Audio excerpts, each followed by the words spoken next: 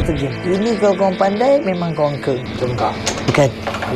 Ni kan benda yang kita buat ramai-ramai kan. Kenapa kita perlu buat ramai-ramai rumah bawah tanah ni? Sebab benda tu berat.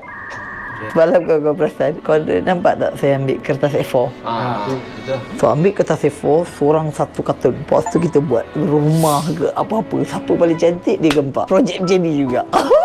Bapak. Kita buat rumah, kita set time 1 jam.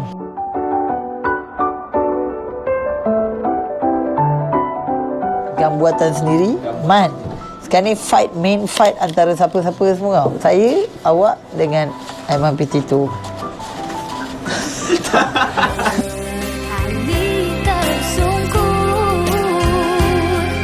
Saya ada main fight lah. Ingat you orang pernah kalah dengan saya tau. Oh, okey. Mesti pernah ingat Yelah, kereta api tu dia menang. Oh, Okey, saya kena pastikan. Tengok, dah mula follow dah.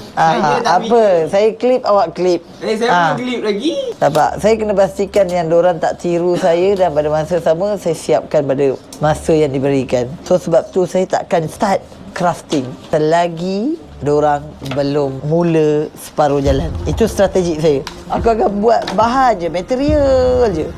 Itu strategi saya, serius. Saya akan siap. Minta maaf. Saya tak tanya tadi. Minta maaf. Maafkan saya. Sebenarnya saya gunakan strategi peperangan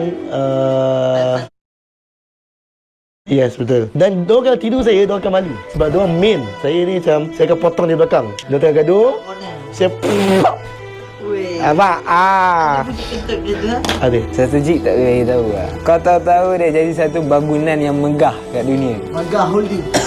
Kalah Megah Holding pun tak boleh buat.